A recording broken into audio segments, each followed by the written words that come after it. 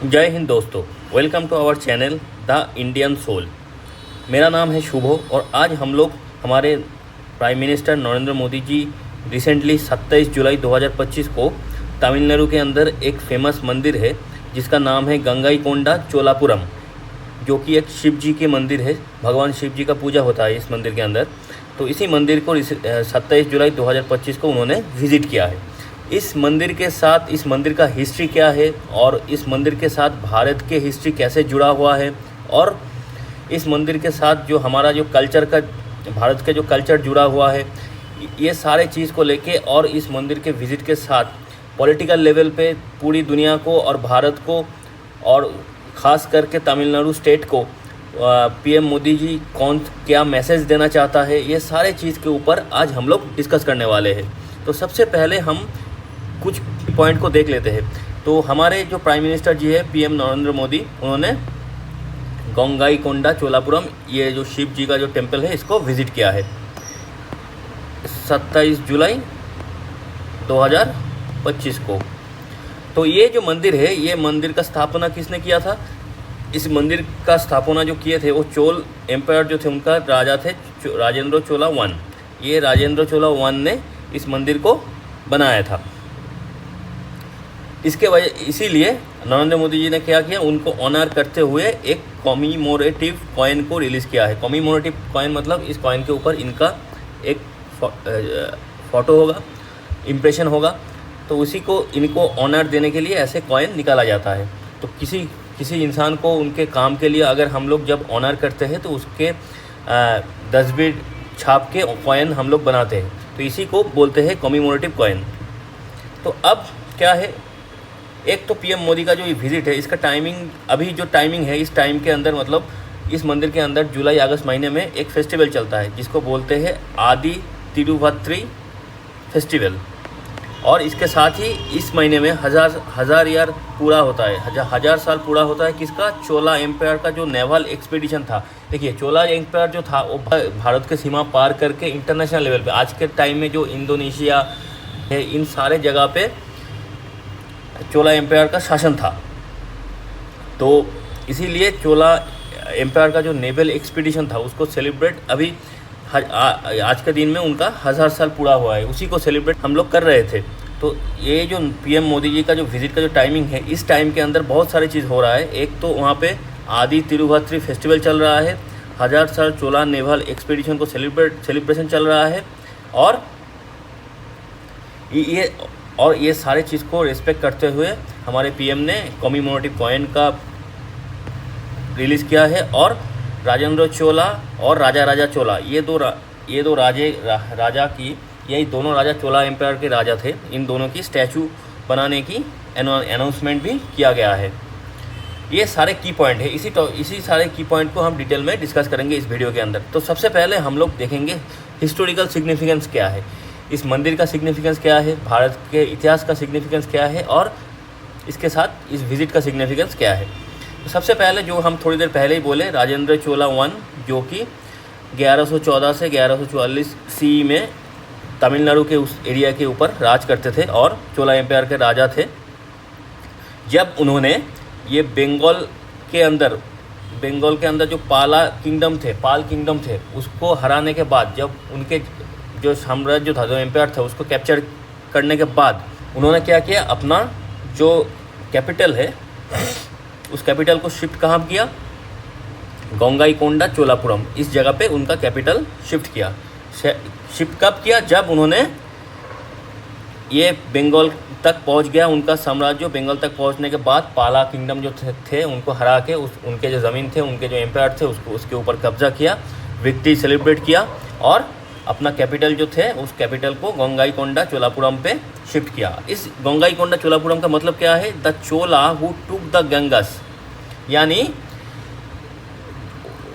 एक चोला राजा जिन्होंने गंगा तक अपना एम्पायर फैला दिया था, यानी गंगा नदी तक अपना जो साम्राज्य था उसको विस्तार कर लिया था। इसी को बोला जाता है गंगाईकोंडा चोलापुरम। इसी नाम के अनुसार इस जगह का नाम हुआ गंगाईकोंडा चोलापुरम, जिसका असल मीनिंग है the Chola who took the गंगस।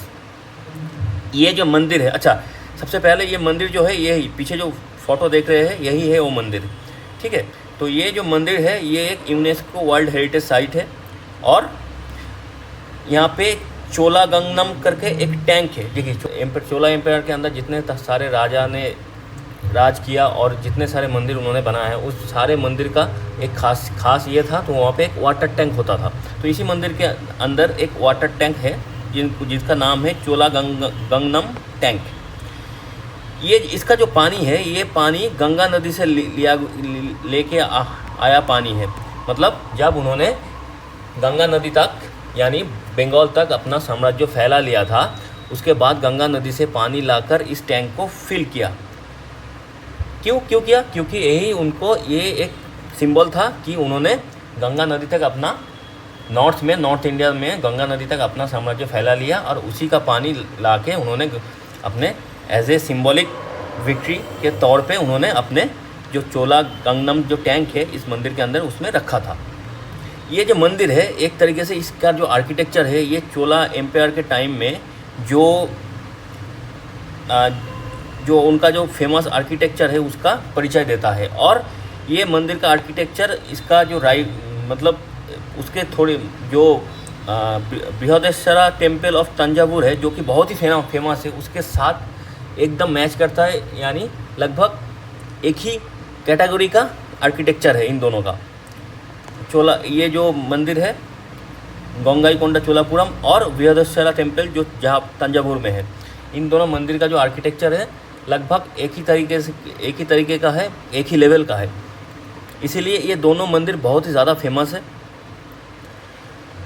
और ये जो यहाँ पे जो टैंक के बारे में हमने बोला वाटर टैंक जो कि फील्ड ऑफ गंगा नदी का पानी से फिल किया गया है और इसको सिंबलाइज ऑफ ए लिकर पिलर ऑफ विक्ट्री का एक सिंबलाइज एक्सप्रेशन है ये, ठीक है। ये हो गया सारे हिस्टोरिकल सिग्निफिकेंस जो कि तो एक बार फिर समराइज कर लेते हैं कि ये जो मंदिर है ये मंदिर राजेंद्र चोला वन ने बनवाया। इन्होंने चोला एम्पायर के राजा थे 1014 से 1044 तक इन्होंने चोला एम्पायर को संभाला।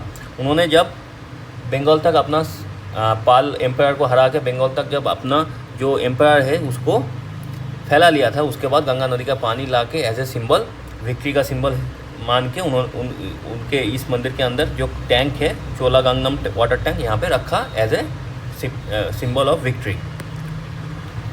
और ये जो मंदिर है ये यूनेस्को वर्ल्ड हेरिटेज साइट है और इसका जो असल नाम है अगर गंगाईकोंडा चोलापुरम का जो नाम आसान भाषा में बोले तो the town of Chola who took the Ganges, ठीक है। और इस मंदिर का आर्किटेक्चर बृहदेश्वरा टेम्पल तंजावुर के साथ एकदम उसी लेवल का आर्किटेक्चर है। अब हम देखेंगे कल्चरल जो सिग्निफिकेंस है। कल्चरल सिग्निफिकेंस क्या है? देखिए ये नरेंद्र मोदी जी एक सनातन धर्म का प्रमोशन करते रहते हैं। वो चाहते हैं कि दुनिया भर में सनातन धर्म का जो कल्चरल जो सिग्निफिकेंस है वो फैले, दुनिया के लोग सनातन धर्म को जाने पहचाने उसके साथ जुड़े। तो ये जो सिग्निफिकेंस अब जो उन्होंने जो टाइम चुना है इस मंदिर को विज़िट करने का वो टाइम बहुत ही पूरे साल के अंदर ये जो जुलाई और अगस्त का जो महीना है ये इस टेम्पल के लिए बहुत ही इम्पोर्टेंट है क्योंकि इस टाइम इस टेम्पल के अंदर आदि तिरुवत्तुराई फेस्टिवल चलता है। इस फेस्टिवल में लॉर्ड शिवा का पूजा किया जाता है बहुत ही धूमधाम से। पूरे तमिल मंथ बोला जाता है इसको आदि का महीना, तमिल में इसको आदि का महीना बोला जाता है। और इसके साथ ही चोला एम्पायर का जो नेवल एक्सपीडिशन था जो कि चोला एम्पायर भारत के सीमा को पार करके मलेशिया, इंडोनेशिया, म्यांमार तक अपना जो साम्राज्य फैला लिया था उसी नेवल एक्सपीडिशन का 1000 साल पूरा होता है। तो ये जो टाइमिंग है बहुत ही इंपॉर्टेंट है। इस टाइम एक तो आदि तिरुवत्तुराई फेस्टिवल चल रहा है, ऊपर से 1000 साल नेवल एक्सपीडिशन का चोला एम्पायर का उसका भी सेलिब्रेशन चल रहा है। ये सारे दिन को एक साथ टाइमिंग करके नरेंद्र मोदी जी अपना विजिट किया है इस मंदिर के साथ। और इस मंदिर के साथ पैन एशियन कल्चर भी जुड़ा हुआ है। क्यों? क्योंकि चोला एम्पायर एक ऐसा एम्पायर था जो भारत की सीमा को छोड़ के एशिया के अंदर ये मलेशिया, इंडोनेशिया और म्यांमार के ऊपर भी राज किया था। और यानी ये म्यांमार इंडोनेशिया और मलेशिया का जो कल्चर है कहीं ना कहीं यही चोला एम्पायर के साथ जुड़ा हुआ है।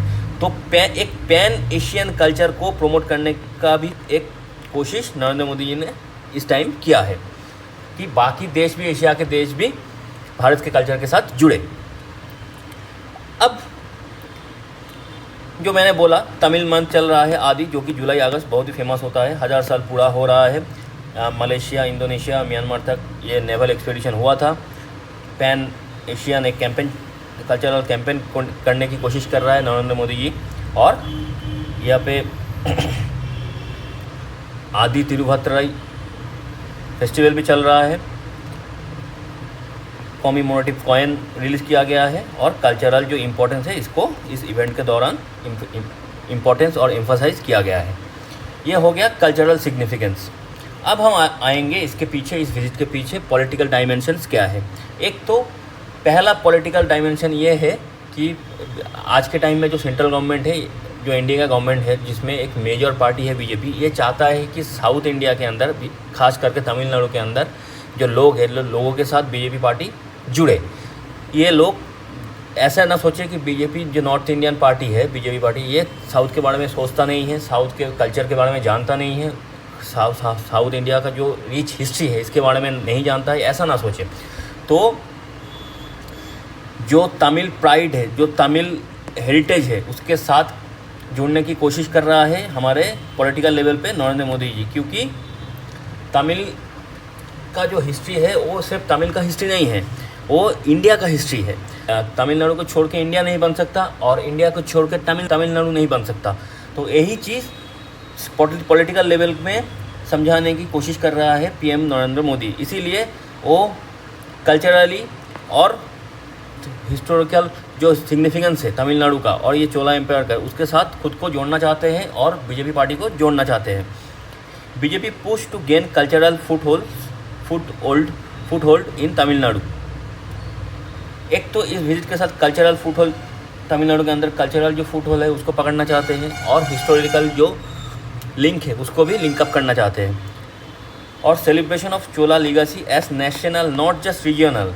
ये जो चोला नेवल एक्सपीडिशन है, जो चोला एम्पायर था, ये भारत के लिए बहुत ही एक बड़ा एक्सपीरियंस, एक बहुत बड़ा एम्पायर था, क्योंकि ये पहला एम्पायर था जो भारत की सीमा पार करके इंटरनेशनल लेवल पे, आज के टाइम में जो इंटरनेशनल देश है, म्यांमार, इंडोनेशिया, मलेशिया, ये जो इंटरनेशनल देश है उस तक भारत के उनके जो एम्पायर था उसका सीमा पहुंच गया था। इसीलिए ये जो लिगेसी है, चोला एम्पायर का जो लिगेसी है, ये सिर्फ तमिलनाडु का यानी रीजनल लिगेसी नहीं है, ये नेशनल लिगेसी है और ये भारत के देश की जो सरकार है ये मानता है। यही समझाने की कोशिश पीएम नरेंद्र मोदी इस विजिट के साथ पॉलिटिकल लेवल पे करना चाहते हैं। और क्या,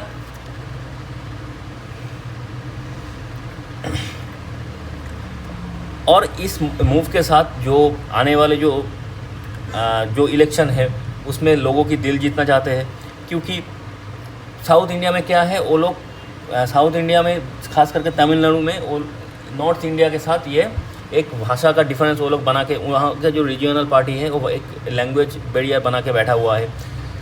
तो ये सारे बैरियर को तोड़ने के लिए और यहाँ पे द्राविडियन पार्टीज़ का जो डोमिनेशन है तमिलनाडु के अंदर, जो वहाँ का जो लोकल रीजनल पार्टीज़ है उसका जो डोमिनेशन है उसको भी काउंटर करने के लिए पॉलिटिकल लेवल पे ये एक कोशिश है बीजेपी गवर्नमेंट की, यानी पीएम नरेंद्र मोदी जी का।